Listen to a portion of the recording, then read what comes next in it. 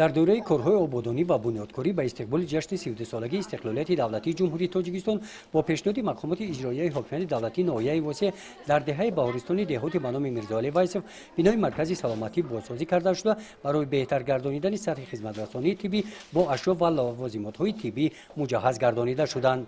خرسند هستیم که چنین شرایطی نقض برای ما مهیا گشت.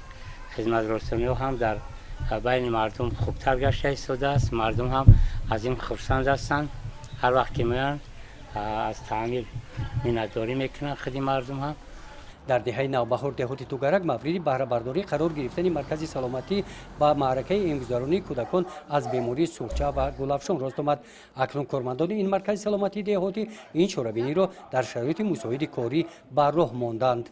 کودکان از 38677 نفر که در دوره یکم میگذرند یا سن سال 6 ماه تا 7 ساله که روزهای ایمونیزاسیشون از 21 август то 1 сентябр давом дорад.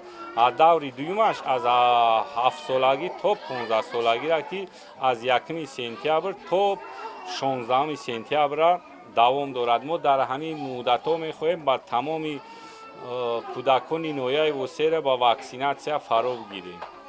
در ناحیه واسه با استقبال جشن 32 سالگی استقلالیت دولتی جمهوری تاجیکستان از شماره 97 مؤسسه‌های ساحه تندرستی 49 عددی آن از تعمیر پوره کپیتالی برآورده شدند. گزارش خواجه نظریف خدای نظر ظهوروف از ناحیه واسه برای برنامه اطلاعاتی نوید.